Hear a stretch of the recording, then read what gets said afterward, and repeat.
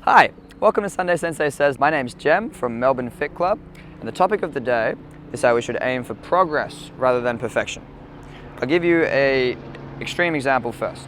I'm a martial artist with 15 years of experience, and I think I'm pretty good at roundhouse kicks. I've done lots and lots of roundhouse kicks in my life, and I'm quite proud of them. But here's the thing, I don't think they're perfect. I don't think I've ever done a perfect roundhouse kick in my life. I've just progressed in it a lot. I have attempted my roundhouse kick many, many times, and each time I've gotten a little bit better. I've stuffed it up, to be honest, many, many times. I think the definition of a master is someone who is willing to attempt a difficult thing more than anyone else. I've attempted roundhouse kicks and I've not quite succeeded in them more times than most people have even considered it. So that's all mastery is, just trying it again and again and again and again, and making a few errors along the way, but always getting better with every single step. The karate world is awesome at this, and the karate world is really, really strong in its long-term goal setting. I'm trying to teach everyone about long-term goal settings, because here's the thing, you won't be perfect at anything the first time. That's fine, accept that.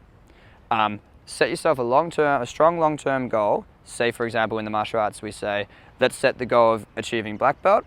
Let's say to ourselves that it will take a long time. It took me 10 years to achieve my black belt, and I was told at the very start that it would take many years, and I accepted that. I was 7 years old at the time, and I was told by my sensei that I can achieve black belt, but it will take me years. And I said, okay, cool. I can agree to that process. Setting long-term goals is really powerful, but there needs to be short-term rewards along the way. Karate's awesome because you get a new belt fairly regularly. So while I have the long-term goal of a black belt at the back of my mind, I've also got lots of sequential rungs on the ladder, if you will. You cannot skip any rungs on the ladder when you're climbing up to the top. And it's really, really valuable to think in terms of setting long-term goals like that and having short-term rewards along the way.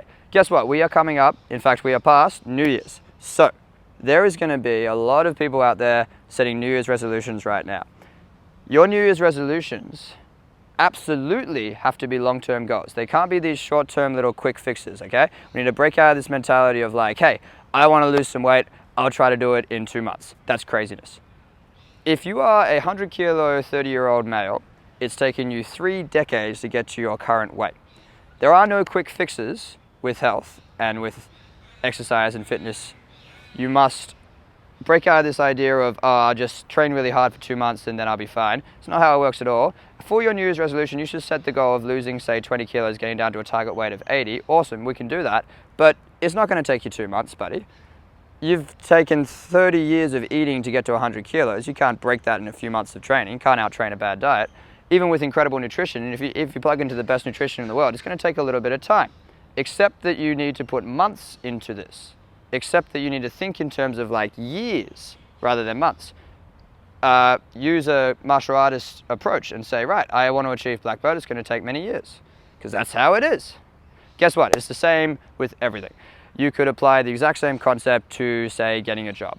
If you're out of work at the moment and you're trying to apply for a job, you shouldn't apply for a new job every day for a week and then get frustrated and give up, because you're just going to end up jobless. Jobless forever, is that the goal? That's crazy. You need to set a 90-day plan and say, I will apply for a job every single day until I get a job. And I'll do it consistently for 90 long days, yeah? 3 months. This is how long we need to think. You can't just give it a go, give it a crack, see what happens, give up early. This is the wrong mentality. Aim for progress, not perfection, and set long-term goals rather than short-term goals. But importantly, reward yourself. Be kind to yourself. It's okay if you don't get it right the first time. Just do it consistently. It's okay if you plateau at some point. We'll talk more about this next week. I've got heaps more content on this. This is the first of a series of cool videos. If you plateau, say in your weight loss or professionally, feel like you've gotten to a certain midpoint in your career, that's cool. Just get back on the horse and try again. Because a master is someone who is willing to keep trying where others would stop. A master is someone who has failed more times than most people have tried, okay? The goal here is progress, not perfection.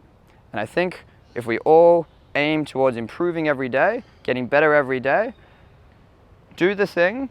Don't be afraid of taking action. And if you stuff it up, that's cool. Just make sure you are better than you were yesterday. Cool. Be really great if you could like us on Facebook. Check out my YouTube channel and have a look at some of the other videos. We're big on social media at the moment, and Melbourne Fit Club is the sites to look up. Good. Done. Next. If you enjoyed this episode of Sunday Sensei Says, find us on Facebook under Melbourne Fit Club, where you can see lots of other previous videos and you can share some of our awesome content. There's also amazing fit clubs which we're running on Sundays and Mondays, and you can find more information about that there as well. Thanks!